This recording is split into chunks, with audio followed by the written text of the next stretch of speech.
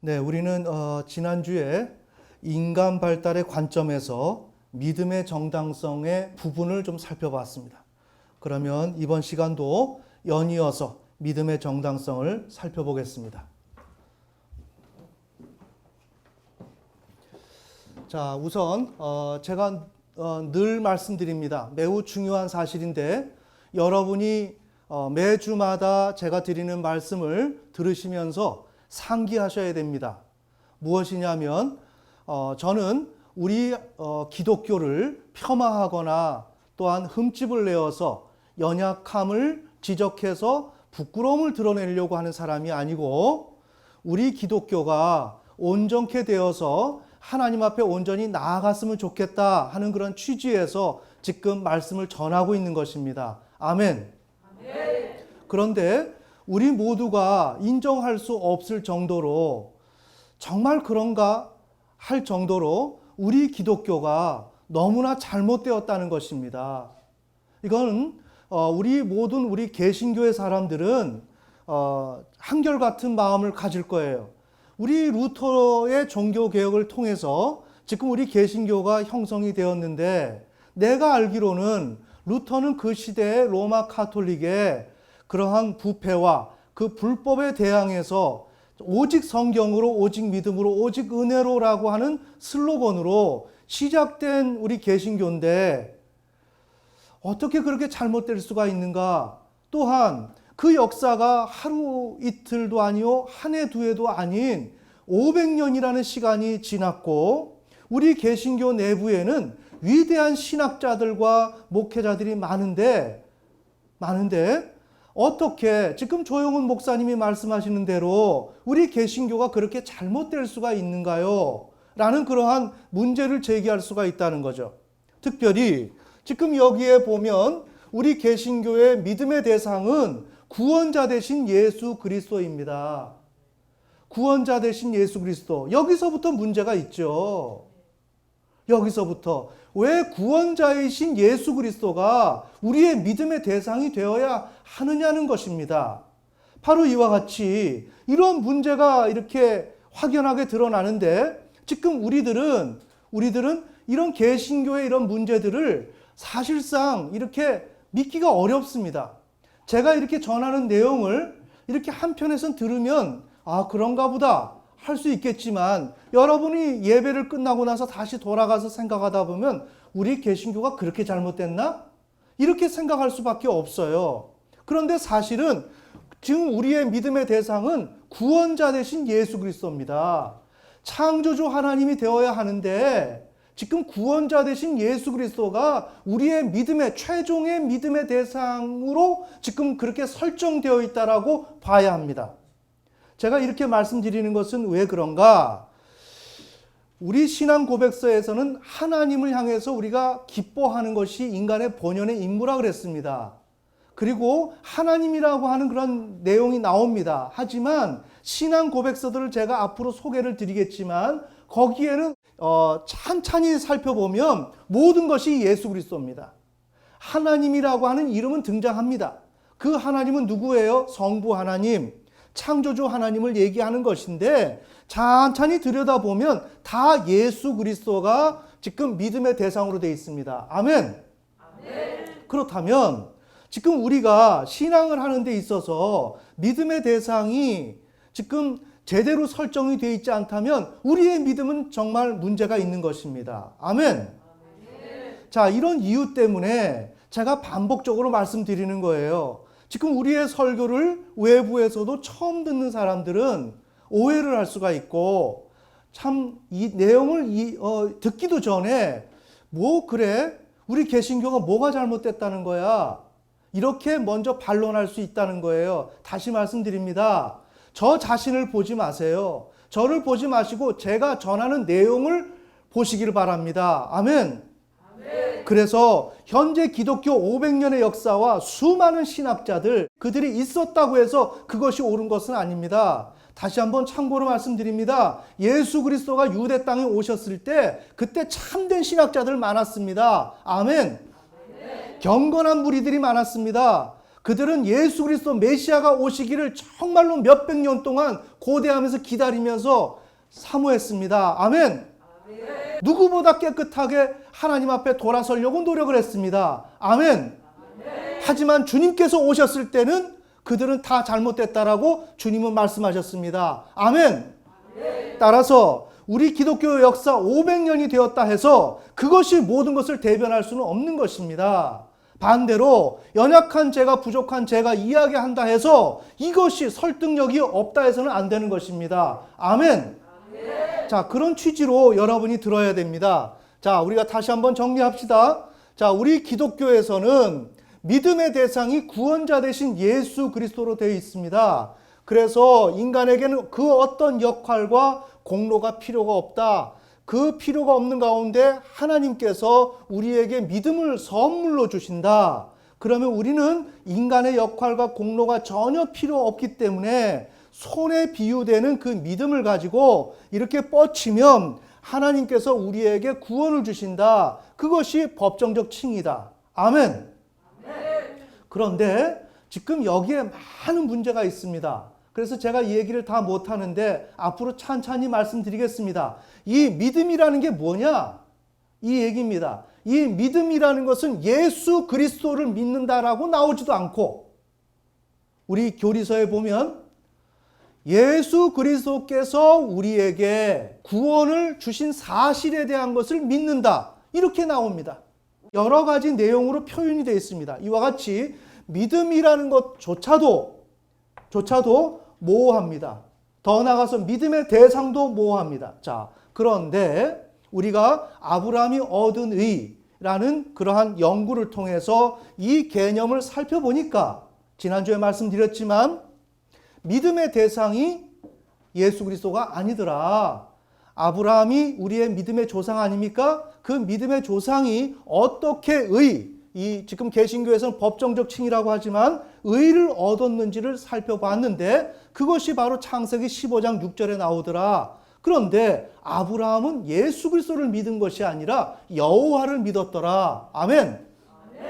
그래서 믿음의 대상부터 다르더라. 그 다음에 아브라함이 믿었는데 인간의 역할, 아브라함의 역할 공로가 전혀 없었느냐? 아니더라. 아브라함은 창세기 15장 6절에서 타락한 인간으로서 하나님 앞에 돌이키는, 여기에 뭐가 있습니까? 아브라함의 역할이 존재하죠. 아멘. 그런 과정을 거쳐서 창세기 22장에 이르러서는 자신의 독자 이삭을 다 바치는, 즉 자기를 전적으로 부인하는 그런 과정을 거치더라. 그런 과정을 거치면서 하나님을 믿더라. 그러니 인간의 역할과 공로가 전혀 없다? 이건 아니더라. 인간의 역할과 공로가 너무나 필요하더라. 우리 자기 자신을, 우리의 생명을 전적으로 부인하지 아니하면 하나님을 믿을 수 없는 것이더라. 아멘. 그리고 이 믿음이라고 하는 것은 우리 개신교에서 모호하지만 우리의 참된 믿음이라고 하는 것은 창조주 하나님을 신뢰하는 것이더라. 창조주 하나님이 믿을 만한 분이라고 고백하는 것이고 그걸 인정하는 것이고 그 하나님을 경외하는 것, 복종하는 것, 이 모든 것이더라. 아멘. 자, 그러니 이 믿음이라고 하는 것은 그냥 하늘에서 하나님께서 거저 선물로 주는 게 아니라 이것은, 이 믿음은 자기 자신의 인생을 완전히 쏟아 부어서 그런 가운데서 믿음을 만들어내는 것이더라. 그것이 어디서 나오는가? 아브라함이 창세기 15장 6절에서 의롭다함을 얻었지만 그 이후 창세기 16장 2절에서 사라는 아이를 갖지 못합니다. 그때 사라의 고백은 하나님께서 나의 태를 막았다, 보류하다, 막아서 아이를 낳지 못하게 하다, 저주를 내리다. 아멘. 이렇게 그런 가운데서 사라는 믿음의 진보를 하지 못하고 나아가지 못하는 가운데서 창세기 17장, 18장 연이어서 쭉 흘러가면서 참된 믿음의 단계를 거치지 못합니다. 그러나 창세기 22장 이르러서 결단을 하면서 하나님 앞에 참된 믿음으로 나아갑니다. 무엇입니까? 하나님께서 거저 믿음을 주었습니까? 거저 주었다면 아브라함은 16장, 17장, 18장 이어서 22장까지 그렇게 고된 나날을 헛된 삶을 살지 않았을 것입니다. 아멘. 그런데 하나님이 믿음을 주었다 그랬는데 믿음을 주지 않았습니다. 아멘. 그 다음에 우리 개신교에서는 법정적 칭의밖에 없습니다. 법원에서 법정에서 너는 오라라고 땅땅땅 두들겨서 우리가 어떤 행위가 부족하지만 너는 오늘 이 시간에 법적인 측면에서 너는 옳은 사람이야 라고 하는 개념의 의로움만 존재한다는 것입니다. 그러면서 아브라함이 창세기 15장 6절에서 얻은 그 의로움 또한 우리 개신교에는 법정적 칭의만이 존재하고 있기 때문에 그것도 법정적 칭의야 라고 얘기하더라 이겁니다. 그런데 벌코프는 뭐라 그랬느냐? 법정적 칭의라고 하는 것은 단회적이고 한 번에 끝나는 것이며 과정일 수가 없다. 그리고 영원한 것이다. 아멘. 그렇게 했는데 야고보는 말이죠. 창세기 15장 6절에서 아브라함이 얻은 의가 과정을 거쳤다고 얘기합니다. 이것이 과정을 거쳐서 22장에 이르러서 완성되었다고 얘기합니다. 그러면 아브라함이 창세기 15장 6절에서 얻은 의는 법정적 칭의가 아니죠. 아멘. 또 다른 의입니다. 이 또 다른 의가 우리 개신교 내에 존재하고 있음에도 불구하고 우리 개신교는 교리 체계를 통해서 아브라함, 즉 우리의 믿음의 조상이 어떻게 의로움을 얻었는지에 대해서 속이고 있는 것입니다. 천천히 보셔야 합니다.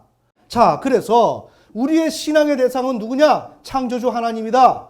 법, 강제성과 책임을 요구하는 객관의 현실 세계에서 온 우주와 인류의 표준으로서 경영하시는 그 창조주 하나님이 우리의 믿음의 대상이다. 잘 들어야 됩니다.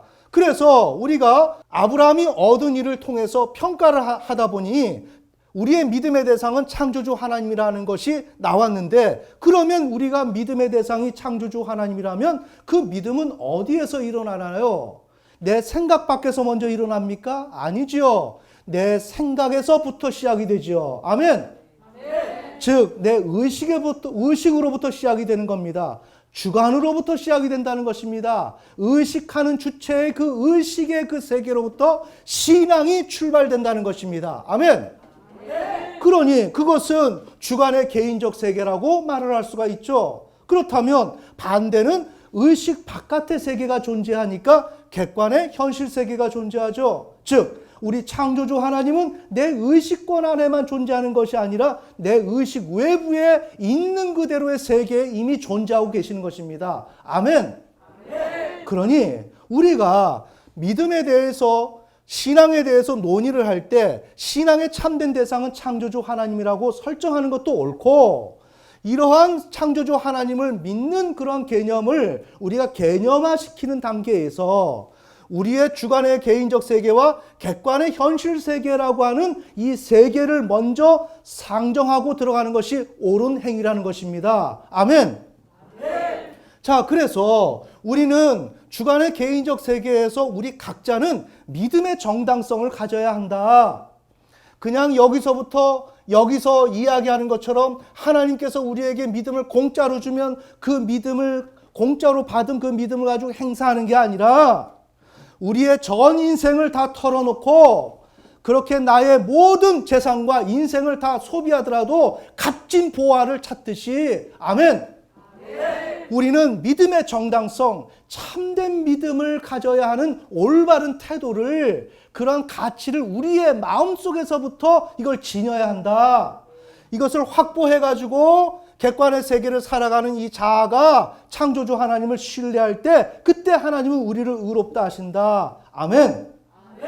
자, 우리가 이런 과정을 밟았습니다. 그런데 우리가 지난주에 살펴본 것은 이 구도처럼 우리가 이러한 구도에서 말하는 것처럼 객관의 현실 세계로 나아가는 것은 이런 한 방향만 존재하는 것이 아니라 두 가지 방향이 존재한다. 아멘.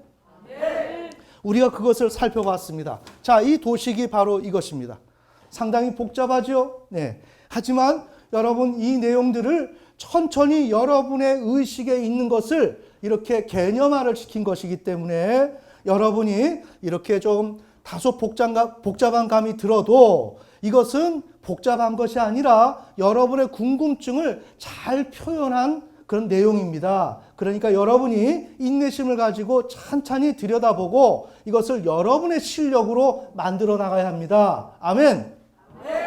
그래서 우리 이 주체는 어디에 있는 주체? 주관의 개인적 세계에 있는 이 주체는 이렇게 위로 있는 객관의 현실 세계로만 향하는 것이 아니라 옆에 있는 이쪽에 객관의 현실 세계를 우리가 마주할 수가 있다. 아멘.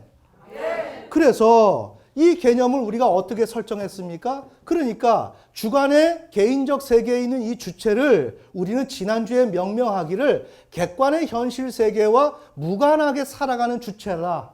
이렇게 우리가 명명을 했고, 그것은 다른 말로 말하면 주관의 개인적 세계의 요구만 의식하고 살아가는 주체다. 아멘. 네, 이 주체가 대하는 그러한 객관의 현실 세계가 있다는 것이죠. 그래서 우리가 지난주에 뭐라 그랬습니까? 여러분이 옷을 차려입지 않고 학교 가지 않아도 여러분의 의식 바깥의 세계가 객관의 현실 세계이기 때문에 여러분이 그 잠자리에 누워서도 만약에 어머니가 오신다면, 아버지가 오신다면, 식구들이 온다면 객관의 현실 세계는 바로 내 앞에서 드러나고 있는 거예요. 아멘. 이와 같이 객관의 현실 세계는 지금 양쪽에서 우리가 만날 수 있는 것이다. 지금 이것을 이야기하는 거예요. 그러면 제가 왜 이런 개념을 이야기할까? 우리의 믿음이라고 하는 것은 주관의 개인적 세계에서부터 발생되는 것인데, 이것이 이 구도에서처럼 이렇게 이쪽 방향으로만 객관의 현실 세계를 만나는 것이 아니라 이렇게 지금 제시한 대로 또 한편에서 주관의 개인적 세계에서 바로 객관의 세계를 조우하는 그러한 현실이 있다는 것을 알아야만 우리의 신앙을 제대로 이해할 수 있기 때문에 제가 이 패러다임을 여러분들한테 소개하는 것입니다. 아멘. 자, 그래서 여기에 객관과 주관이 있고 우리의 주체가 있습니다. 그래서 주관의 개인적 세계의 요구만 의식하고 살아가는 주체, 이것이 거의 우리입니다. 우리. 그러니까 나 자신이 내가 생각한 세계에서 내가 필요하다고 하는 것만 충족시키는 것으로 목적으로 삼고 살아가는 주체가 바로 우리의 주된 주체죠. 아멘. 우리는 내 만족입니다. 내가 생각한 것을 어떻게 만족하느냐, 내 의식에서 추구하는 것을 어떻게 만족하느냐, 여기에 집중이 되어 있는 사람들이라는 거예요. 그러니까 이렇게 되면 어떤 사람? 현실적이지 못한 사람, 비현실적인 사람, 즉 이건 뭐예요? 어린아이 신앙. 아멘. 이렇게 되면 몸은 발달하고 어른이 되어도 모든 생각이 왜? 나 혼자서 주관의 개인적 세계에서 요구하는 것만 의식하고 그것을 목적으로 사는 사람이기 때문에 어느 누구하고도 대화도 안 되고 이 사회에서 뒤질 수밖에 없다는 거죠. 아멘. 자, 이런 주체가 있다. 자, 영이 있고 영적 주체가 있고 육체가 있으면 육체를 상대로 하는 육신적 주체. 그런데 이렇게 나라고 하는 육신적 주체가 지금 객관의 현실 세계를 마주한다 이겁니다. 그럼 객관의 현실 세계에서 제일 앞에 있는 대상이 누구다? 엄마다. 아멘. 아기가 태어났을 때 제일 먼저 보는 주관 밖에 있는, 주관의 의식 외부에 있는 세계가 누구예요? 이 세상이지만 그 중에서도 엄마가 내 눈앞에 제일 먼저 등장한다고요. 아멘. 자, 그래서 그걸 부모라 그랬습니다. 근데 여기서 우리가 정리할 것은 이 부모는 객관의 현실 세계를 살아갈 수 있도록 천천히, 우리 부모는 이 객관의 현실 세계를 살아갈 수 있도록 하는 데 있어서 생명의 근원으로서 근원적 차원에서 인생의 길과 방안을 제시하는 분이라는 거예요. 아멘. 그래서 삶과 죽음 앞에서 자신을 희생하고 투신하여 자녀의 생존을 위해서 역할을 감당하시는 분이다. 다시 말하면 우리는 부모님에 대해서 여러 가지 평가를 할 수가 있고 그런 어떤 부모님의 양육과 돌봄이 과연 효과적이냐라는 식으로 문제를 제기할 수 있고 여기에서 우리가 슬럼프에 빠져요. 이건 잘못된 거라는 겁니다. 우리 부모님의 역할에 대해서 오인한 거예요. 우리 부모님은 우리가 객관의 현실 세계를 살아가도록 하는 데 있어서 근원적 차원에서 길과 방안을 제시해 주는 거지. 그것을 도와주는 분이지 합리적이고 효과적인 것으로 여러분에게 여러분이 필요하다는 것을 제공해 주는 존재가 아니라는 것입니다. 아멘. 아멘. 부모에 대한 인식. 그러니까 우리가 아이들이 태어나면 기저귀부터 모든 것 조그만 거 하나부터 다 신경 쓰죠. 그건 뭐예요? 삶과 죽음, 생존과 결부된 근원적 차원에서 지금 우리들의 모든 것을 도와주는 거예요. 그러면 우리가 어떻게 돼? 그 부모가 어떤 존재인지에 대한 이러한 성찰이 필요한 거예요. 아멘. 아멘. 부모는 우리의 사사로운 작은 것을 도와주려고 존재하는 분이 아니고 우리가 객관의 현실 세계를 살아갈 수 있도록 생명의 근원으로서 근원적 차원에서 대안을 제시하는 분이다. 그리고 모든 것을 수습해주고 도와주는 분이다. 그 다음에 삶의 경영의 표준, 자녀의 돌봄의 원칙이 부모에게 존재한다. 우리 지난주에 설명드렸죠? 네. 자, 그런데 이쪽은 진리와 법이 차선입니다. 자, 그렇다고 해서 엄마가 진리와 법을 무시하고 막 사는 사람입니까? 아니죠. 이것은 아이가 그것을 알아듣지 못하기 때문에 그것을 우선순위로 제시하지 않는다 이겁니다. 아멘. 그래서 그것은 지금 중요한 게 아니라 기저귀를 갈아주고 응애 울면 그것을 돌봐주는 게 지금 중요하지 여기에서 도덕을 가르치고 윤리를 가르치고 지금 그것을 해야 할 단계가 아니라는 것이죠. 다시 말씀드려 엄마에게는 이 세계에는 분명히 그게 존재하지만 그것이 지금 다뤄지지 않는다 이거죠. 이것을 우리 성경으로 가져가면 우리가 하나님을 만났을 때 하나님은 진리와 계시로서 우리에게 다가오시지만 우리가 너무나도 연약하고 어린 존재이기 때문에 하나님께서는 우리에게 먼저 법을 들이대지 않는다 이겁니다. 아멘. 우리를 도와주신다는 것입니다. 이런 식으로 엄마와 같이 하나님이 존재하신다. 다시 말씀드리면 우리 엄마는 하나님의 대리 통치자로서 부분적이나마 하나님의 하시는 그런 성격과 일들을 한정적으로 역할을 감당하는 것이 우리 부모다. 아멘. 아멘. 자, 그래서 여기 기본적 환경은 어디예요? 출생 현장이죠. 태어난 자리. 그 다음에 거기서 뭐예요? 가정 환경이죠. 자, 여기서 가정 환경이지만 그렇다고 해서 이 아이들이 학교를 모르냐? 알아요. 학교 압니다. 이 세상 압니다. 하지만 이 아는 것이 다르다는 것입니다. 자, 우리 어린아이 때 이 학교, 우리 때만 해도 누나나 형들이 초등학교를 가면 말이죠. 부모님이 아이들을 돌보지 못하면 그 가족의 언니, 오빠, 형들이 저기 학교 가서 수업 받으면 옆자리에 앉아서 같이 수업을 받았어요. 그런 경우 여러분이 뭐 들어보셨을 거예요. 요즘은 안 그렇습니다. 하지만 예전에 그랬어요. 그때 엄마 나도 가방 사줘. 엄마 나도 학교 가고 싶어. 잘 보세요. 이 학교를 알고서 지금 학교라고 하냐고. 자, 여기서는 뭐예요? 법도 강제성도 책임도 느끼지 못하는 주체이기 때문에 이 대상을 나름대로 그냥 좋게 선망의 대상으로서 학교를 생각한다고요. 아멘. 아멘. 자, 요걸 우리가 먼저 염두에 두고 자, 이렇게 했을 때 우리는 어리석다. 그래서 외부 세계를 인식하고 객관의 세계로 나가야 된다. 그런데 여기서 생존에 필요한 것을 엄마가 공급하죠. 이것을 캐치해야 된다는 거예요. 특별히 우리 학생들, 부모님들이 그런 헌신적인 여러분을 향한 돌봄이 있다면 그 돌봄의 본질이 무엇인지를 깨달을 수 있어야 된다는 거죠. 아멘. 그것은 이미 말씀드린 대로 여기 나와 있는 부모의 특징이 있는 것이기에 이것을 간파해야 된다는 것입니다. 그렇게 해서 이것을 의식하고 나가야 되는데 대부분 실패한다.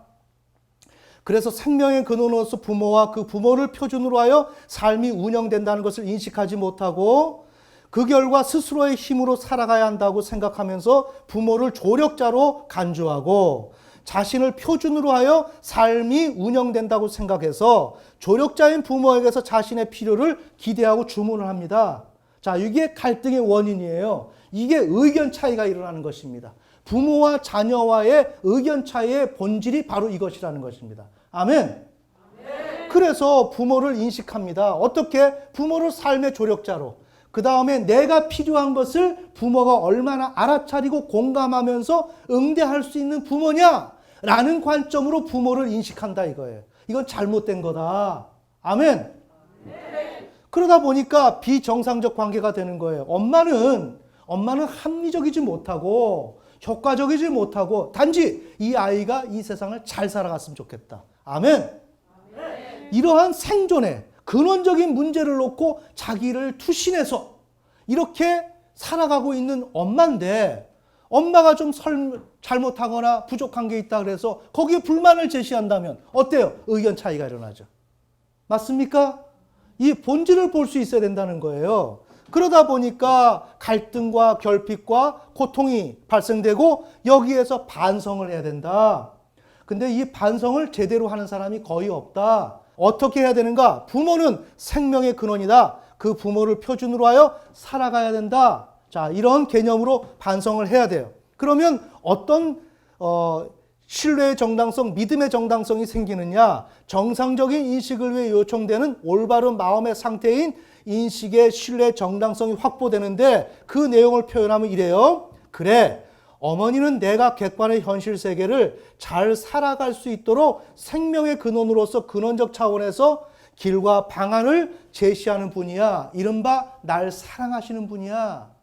비록 내가 원하는 대로 합리적이진 못하지만 정말 그분은 날 사랑하는 분이야. 라는 것을 어린아이들이 깨달아요.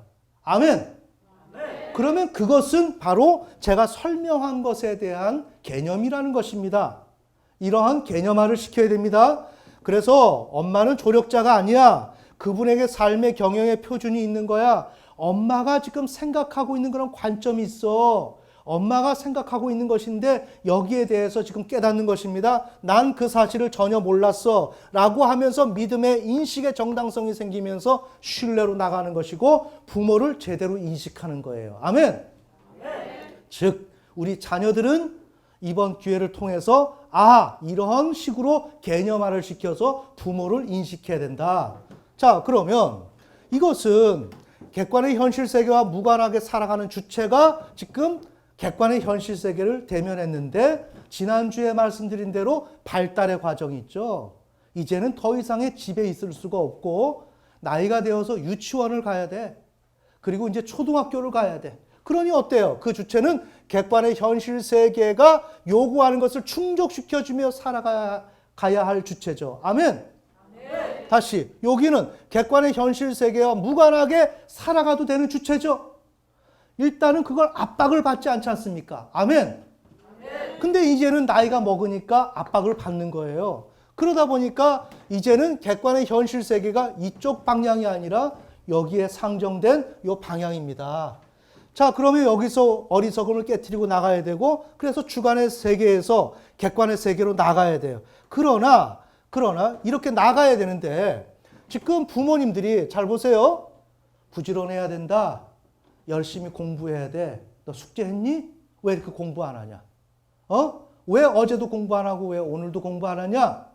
네가 뭐가 될래? 이렇게 이야기하면 우리들은 어때요? 불편하죠? 불편하죠. 그리고 그 이야기를 한 번만 이야기하는 게 아니라 여러 번 이야기해. 그리고 짜증이 섞인 말로 이야기를 해. 그러면 그 이야기가 전달이 되나요? 안 되죠. 그럼 왜 그래요? 잘 보세요. 이것이 바로 객관의 현실 세계를 살아갈 수 있도록 생명의 근원으로서 근원적 차원에서 인생의 길과 방안을 제시해 주는 거예요. 왜? 이쪽의 무대는 기본적 환경이 잡음자리, 이부자리 가정이 아니고 학교예요. 아멘. 그러면 이 학교를 상대로 살아가려면 어떻게 돼? 부지런해야 되죠. 자, 그러면 우리 어머니가 아버지가 부모가 근면해라, 부지런히 열심히 공부해라. 이거는 나를 살리는 소리예요? 죽이는 소리입니까? 이 객관의 현실 세계를 살아갈 수 있도록 하는 소리죠. 아멘. 그러니까 이 근면성과 지금 성실성을 요구하는 거예요.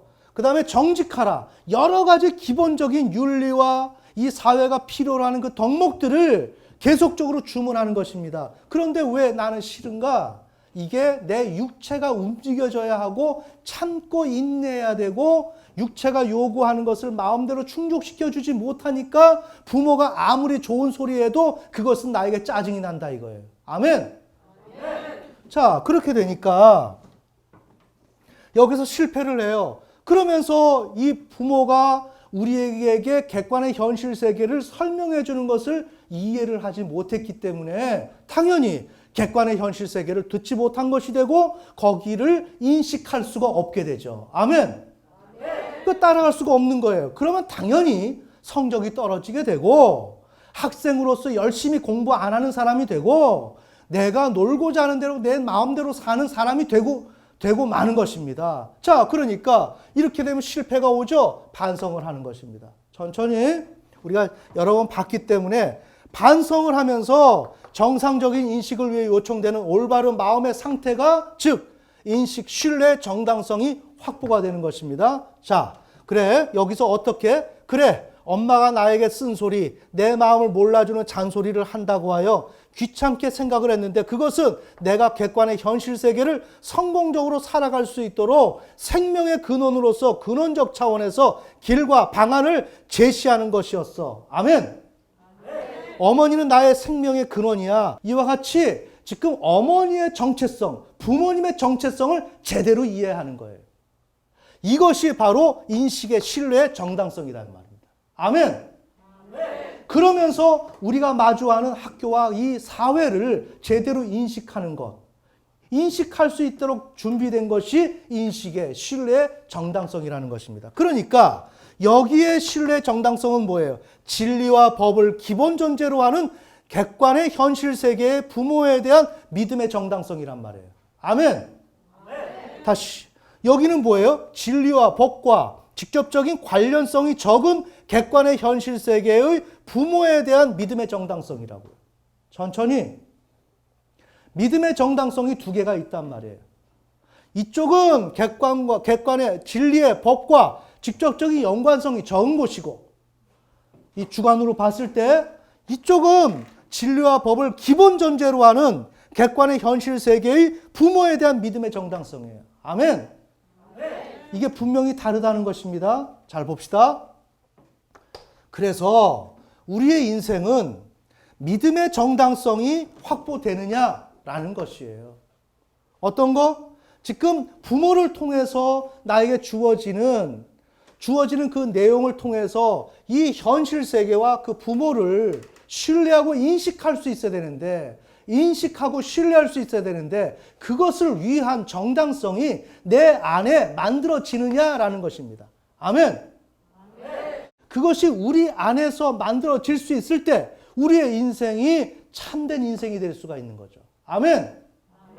그래야 공부할 수 있고 그래야 부모님과의 원만한 대화가 이루어질 수가 있고 관계가 만들어질 수가 있죠. 그래서 이 사회를 살아갈 수가 있죠. 그러니까 이 믿음의 정당성이 우선 확보되어야 하고 그래서 이것을 통해서 우리는 인식하고 신뢰하고 나가야 하는데 잘 보세요. 우리의 인생은 이 믿음의 정당성이 와야 된단 말입니다. 천천히 이 믿음의 정당성이 그래 엄마의 그러한 의도 그 다음에 이 현실 세계 학교 믿음의 정당성을 항상 그대로 가지고 있는 게 아니에요. 맞죠? 그 생각이 느슨해진단 말이에요. 그리고 그 생각을 잃어버린단 말이에요. 이해가 되시죠? 그러니까 학생들이 성적이 이번 학기 때는 올라갔다가 다음 학기 때는 성적이 떨어지는 거예요. 왜 떨어져? 지금 노력해야 된다라고 하는 믿음의 정당성. 이것이 와야 된 것입니다. 아멘. 자, 잘 보세요. 그러니까 우리 인생의 문제는 이러한 인식의 정당성, 신뢰의 정당성이 있어야 이 객관의 세계를 온전히 인식하고 신뢰하고 나갈 수 있는데 이것이 와야 된단 말입니다. 그러면 이것을 하기 위해서 반성한단 말입니다. 그러면서 믿음의 정당성을 다시 여기서 회복해야 되는 거예요. 아멘. 그러니까 우리 학생들이, 자녀들이 이러한 과정을 내가 반복하고 있다는 것을 알아야 된다는 것입니다. 그냥 한 번 내가 깨달았으니까 그냥 된 거지라고 하면 안 되고, 우리의 인생은 이렇게 믿음의 정당성이 생겼다가 와해됐다가 생겼다가 와해됐다가 이런 반복적인 과정을 거친다 이겁니다. 그러면서 이것이 단단해지고 견고해지는 거예요. 아멘. 자, 그렇게 될 때 믿음의 정당성이 회복이 되면 이러한 마음속에 올바른 마음의 상태가 있어요. 신뢰, 인식에 대한. 그러면 그것을 행위를 통해서 객관을 신뢰하고 인식하고 나가야 되죠. 아멘. 자, 이걸 왜 얘기했냐? 이것이 신앙이다. 신앙이라고 하는 것은, 우리 다음 주에 살펴보겠지만, 하나님을 이쪽 방면에서 객관의 현실 세계에 계신 이 창조주 하나님을 대면해요. 그 다음에 우리의 신앙의 발달이 일어나면서 이 위에 있는 객관의 현실 세계를 대면합니다. 이렇게 될 때 우리의 신앙은 어떻게 되는, 믿음의 정당성, 신뢰의 정당성이 와해되는 시기를 맞이하게 돼요. 아멘. 그러면 이것을 다시 반성을 통해서 이것을 회복을 시켜야 됩니다.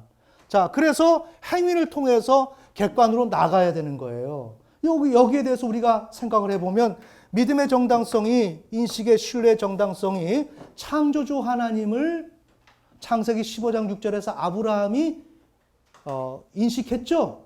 그리고 확신했죠. 자, 그러니까 여기에 믿음의 정당성이 존재했죠. 존재했지만 어때요? 거기에는 야고보가 그럴 때 뭐라 그랬어요? 행함이 존재했다 그랬죠. 행함이 존재했습니다. 하지만 그 행함으로 나아가지를 못했어요. 하지만 많은 시간을 통해서 이 믿음의 정당성이 와해되는 과정을 거치면서 나중에는 창세기 22장에 걸치면서 이 믿음의 정당성이 완전히 확고하게 뿌리 잡게 되고, 그러면서 믿음이 온전히 세워지죠. 아멘. 그래서 우리의 신앙은 뭐냐? 진리, 법을 기본 전제로 하는 객관의 현실 세계의 창조주 하나님에 대한 믿음의 정당성이 어떻게 확고부동하게 우리 안에 존재할 수 있느냐? 설령 그것이 와해되었다면 어떻게 빠른 시간 안에 회개라는 그러한 절차를 밟아서 자신의 믿음의 정당성을 회복해서 우리가 죽을 때까지 그 창조주 하나님을 어떻게 신뢰할 수 있느냐?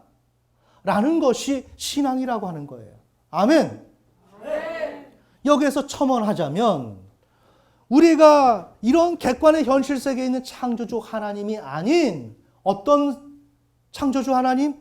법과 이러한 강제성과 책임을 요구하는 개념으로서의 그 객관의 현실 세계, 그 계신 하나님이 아닌 그 법과 강제성이 없는, 책임을 요구하지 아니하는 그 객관에 계신 창조주 하나님을 신뢰하는 것은, 우리는 그것은 조금 하다가 멈춰야 합니다. 아멘. 제가 부수적으로 다시 말씀드리는 것입니다. 우리의 한국교회는 지금 어디에 있느냐? 후자에 속해 있습니다. 법도 없고 강제성도 싫고 책임도 싫고 우리에게 오직 나를 위로하고 은혜를 주는, 아멘, 그 하나님을 요구한단 말입니다. 그러면 이 신앙은 뭐예요? 젖먹이 신앙이지. 맞습니까? 젖먹이 신앙으로 배 옷에 쌓여서 법도 없고 강제성도 없고 내가 어떤 역할을 해야 되는 거 전혀 인식하지 못하고 오직 나의 그 불편함을 하나님이 은혜로 나의 모든 것을 채워주시기를 원하는 그 신앙 안에 머물러 있다 이거예요. 그러면 여기서 조금 더 나가면 그것은 신앙인가요? 아니죠. 우리가 더 나가서 우리가 살펴보겠지만 이쪽은 뭐예요? 이쪽은 진리가 있는 곳이에요. 아멘. 벤의 옷에 쌓여 있는 아이가 진리를 보겠어요? 진리와는 거리가 멀어요. 이쪽에 계신 하나님이 진리요, 이쪽에 계신 하나님이 계시의 하나님이란 말입니다. 아멘.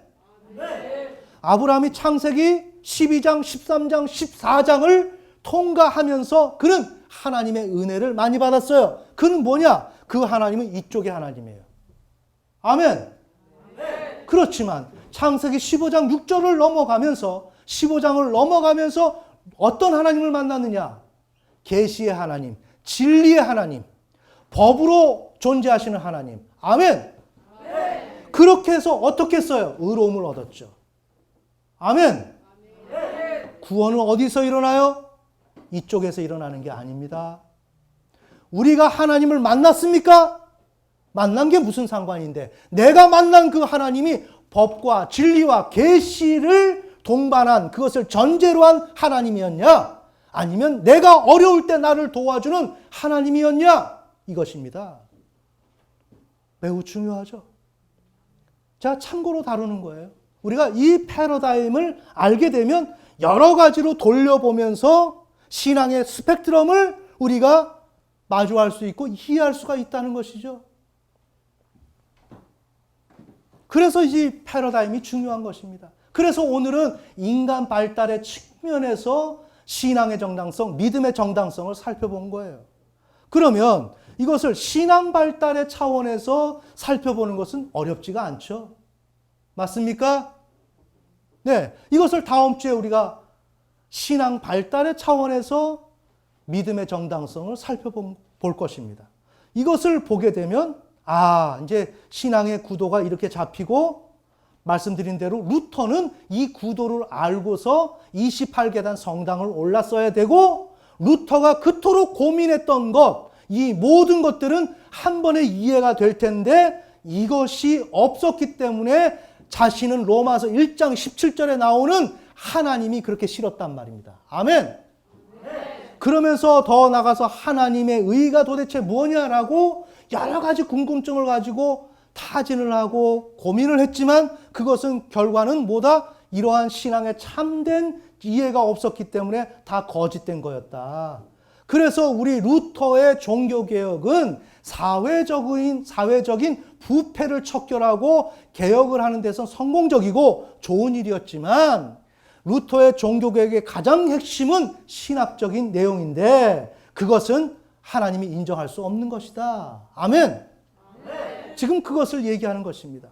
자, 이런 신앙의 전반, 이 스토리에 대한 전반을 우리가 지금 점검하고 확인하고 넘어가는 차에 지금 이런 패러다임을 우리가 살펴본 것입니다. 아멘. 오늘 좀 이해가 되셨어요? 네. 그래서 루터의 이러한 고민들을 설명하는 것은 끝도 없는 이야기고, 이러한 증거가 없으면 대화가 안 되는 것이기 때문에 제가 이렇게 성경적이고 신학적인 그 내용을 우리의 어떤 철학적이고 심리학적인 그런 의미를 다 실존적인 개념으로 융해시켜서 지금 이렇게 도식화를 시킨 것이고, 이것으로 여러분에게 설명을 드린 것입니다. 그러니까 여러분이 이 내용을 다시 한번 돌려서 잘 들으시고, 그래서 이 개념이 어떻게 돌아간다는 것을 일단은 개념 파악만 해도 여러분은 그 다음을 다 이해할 수 있게 됩니다. 그 다음에 구체적인 것들을 할 수만 있다면 구체적인 내용들을 여러분이 좀 정리도 좀 하시고, 그래서 내 것으로 삼아서 탄탄한 신앙을 만들어 나가기를 예수님의 이름으로 축원합니다. 다 같이 기도드리겠습니다.